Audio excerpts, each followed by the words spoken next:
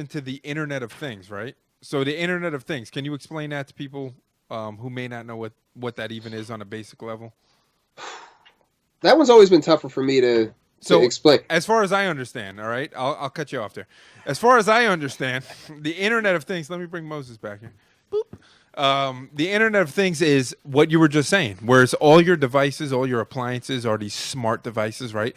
You got the Samsung fridge that has a camera inside the refrigerator door that could tell you whether your milk is low, you got low on eggs. So when you're out at the store and you're like, hey, I forgot to check the fridge. Are we low on milk? You could actually just use an app, look in your fridge, or the fridge will alert you when you need to buy more milk, right? Same thing goes for like thermostats, doorbell systems, security systems.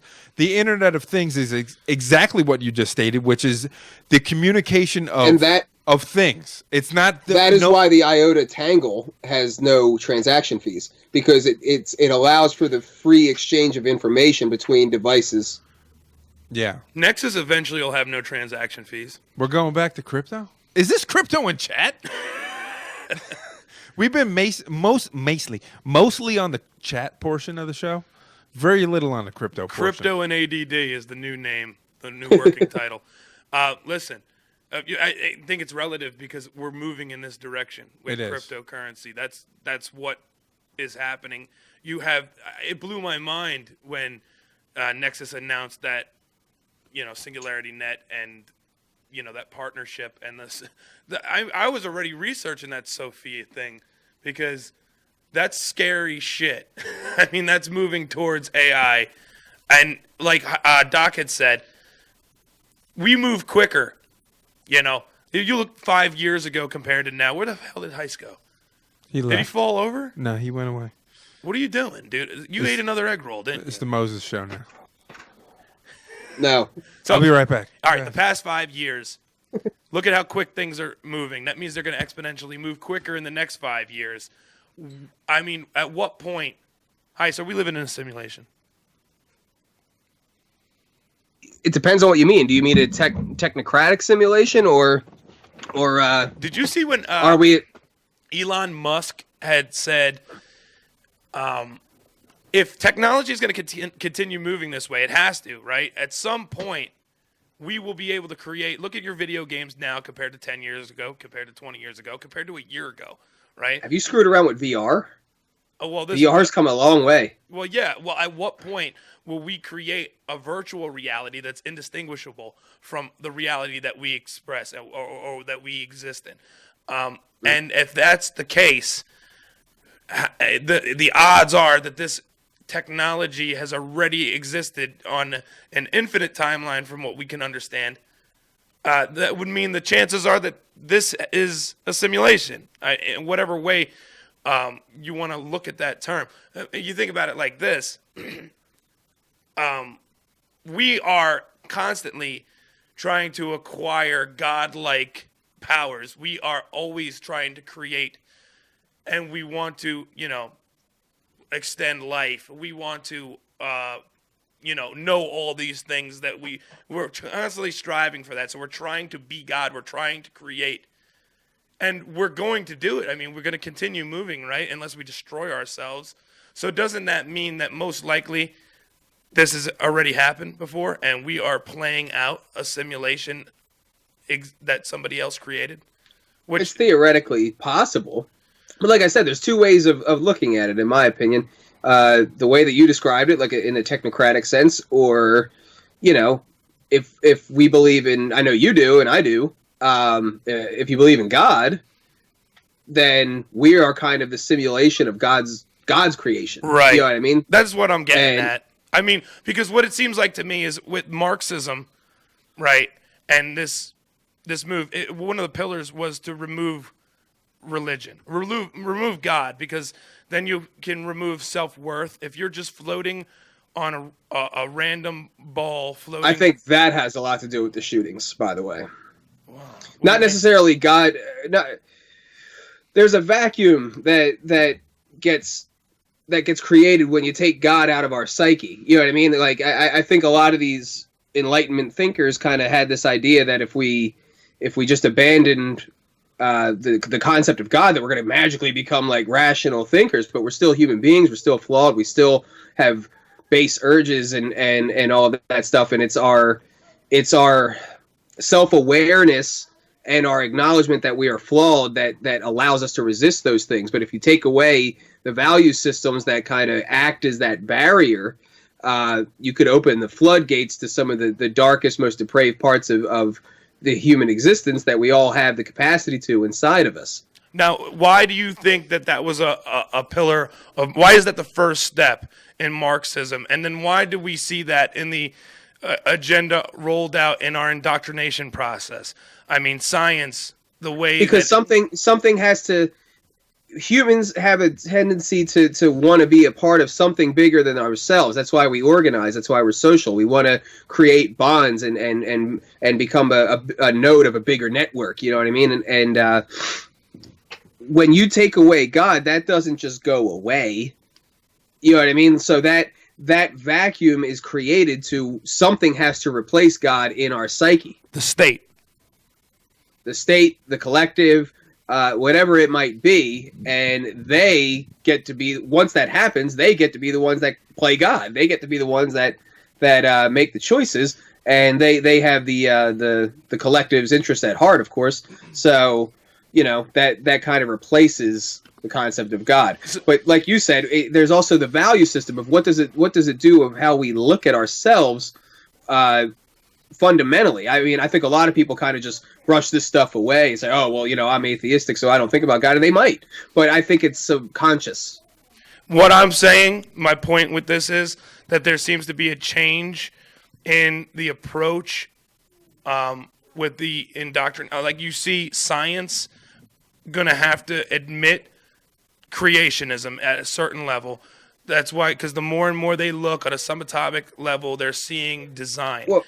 Well, using technology, I mean, before, you know, my journey of faith has evolved, and I'm not willing to say that like I'm a Christian or I'm this or that. I mean, I'm comfortable saying I believe in God, and that's about it. But the argument that I came across that kind of convinced me of it is actually technology and science in a way, you know, that convinced me that there is a creator, because in all of our existence, you know, it takes a creator to if you look at a program or a video game, you can decode that back ultimately to ones and zeros. And now we're doing that with reality with mathematics. You know what I mean? Like, we can decode reality into mathematics to make formulas, and those are laws of nature.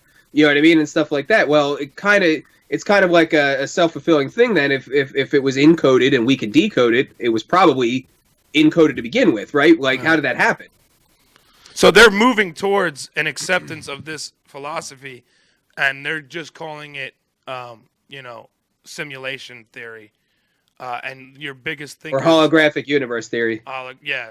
So, I mean, that seems to be, what is it? Them having to concede that they've been pushing a doctrine that is completely wrong, or is this part of the design now, where if you're going to use a product of years and years of evolution that happened by accident, happenstance, happened to be sitting at a perfect location, this makes you inconsequential, your life not important, your value set then is dictated to you, you don't have as much self-worth, you're easier to control at that point. Now, if you're going to have to admit that as you look closer and closer, you see a formula for design and it's impossible to get around it. Have you heard anything about that double slit experiment? No, I don't think so. All right. Yeah, the double slit experiment where they shoot, is it protons? Yeah, I think so. Protons or particles through a plate, right, that has two slits on it.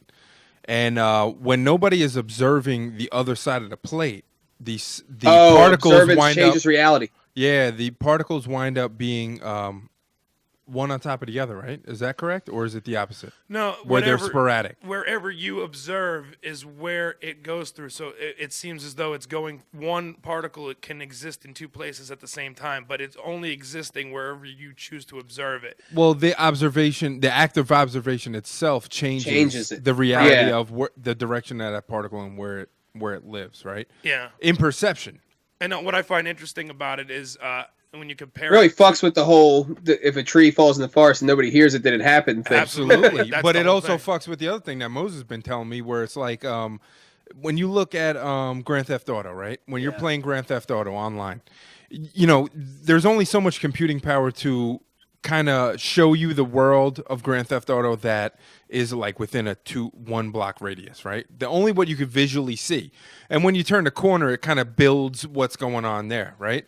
So what happens when if you use that theory and in that context of this like Grand Theft Auto kind of world, is it possible then that in this world that we're living, you and I, you could visually see in your own fucking world, your own bubble, is being created as you move along your own path. But as far as my part of it, it doesn't actually exist until you observe it, right? And that's basically the idea behind that, Well, right, if you Moses? Did put I it screw into- that up? Well, you put it into the frame of how much space exists out there, space and time, right? So how much is out there, and it doesn't matter unless it's being observed. Like until Yeah. you have the technology to go and view this, does this go on forever? Well, it brings into question is if I can't see it or I can't observe it, does it really exist? And if you go into that simulation theory, then that could be like that's the explanation, right? There's almost so much power to show you what only you observe, not what's going on in your world, but what's going on in my world. Well, what it is in the video game theory, you only want to use as much energy as is necessary for the experience of the observer. Means that this game exists only for you to use it and observe it, right? So it's not going to waste energy creating, Africa while you're standing in Europe in the video game. Until you go to Africa, now you can observe it. Yeah. And is it creating Europe at that point in time? That double slit is kind of like does the tree when the tree falls in the forest, like Heise said. It brings all this into question, and I think that they're having to acknowledge this now. I think I don't know what they're doing at CERN for real, but I mean, all this stuff it's very spiritual in nature. The way they're responding to it, whether they want to admit it or not. You know anything about CERN, Heise?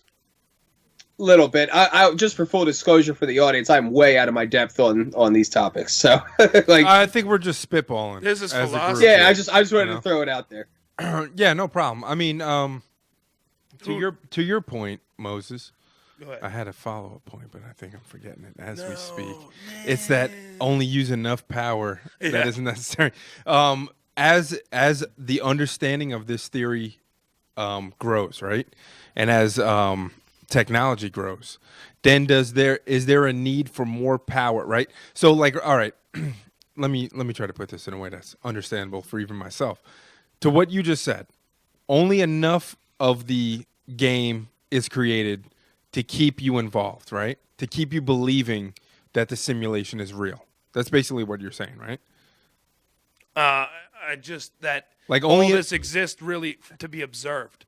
It's only observed, but you're not going to use unnecessary power to create But Africa. what while about you're collective observation? Well, that's the other part of it. That's the So part that I'm like getting to. so for example, I It's could be in subjective. well, no, because so let's take I don't know, World of Warcraft or something for example. Like I could be in one town on my headset with somebody while they are actively in another town observing that, and I can correlate that because I've been there and seen it before, and you know what I mean. Like it's still there. But while you're physically not there, does it actually exist? You know what I'm saying? Like I think that's what's behind the theory. Does it matter though if you're not there to observe it? This is the tree falling in the woods, right? I say yes. It does happen. What I it think it really does, too. The most important thing about it is the fact that what this brings into question is that this is all existing for the purpose of being observed. If this particle can change which slit it's choosing to go through based on where you're going to observe it from, that's almost calling into question time travel. How does it know? How does it know where you're going to observe from? Does it exist in both spots? Mm-hmm. If I'm standing here and there, you watch it go through both, Is that really? I mean, I never did the science. I've only interpreted it. You know what I mean? I don't know. I know enough to know that it's messed up all these intellectuals on this subject matter, and that's where you have the simulation theory coming out more and more as like an ordained, actual theory. Again, it's all theories. I mean, how often, Heise, did I tell you, like, when we talk on this stuff, you got to use the Socratic method, right? Just start at the foundation that you don't know anything. Mm-hmm. Once you do that, then you can actually start learning something. It's when you come to something with a preconceived notion that you're just not going to learn. And this is what I was going to get to on this subject, too. When 20 people can witness the same event, and you have 20 different versions of what took place. This is where I say reality is subjective, right? Where you can take completely different based on what you process I think in your mind. there is a subjective observance component that is overriding an objective reality underneath. I think there's both. Sure. What is this? What did you pull up here? This is a Popular Mechanics article about the double slit experiment. Well, yeah. We're coming up on 2 hours. Damn right we are. We're going into overtime, man. What do you got, a babysitter? Oh, he wants to plug his stuff. Let's go, Heise. Well, no. Poor Mrs. Niece is over here trying to stay quiet. Get her on there. Get her on. She could talk, man. She's shy. She won't do it. I tried. It's just us and about CNN? 7,000 people. Yeah, right. In the future. Oh, in the future. Just like, what's the value of this show right now? Like a half a penny. What's the value of this show in 2 years? Probably like $2 million. Couple Satoshi. How about that?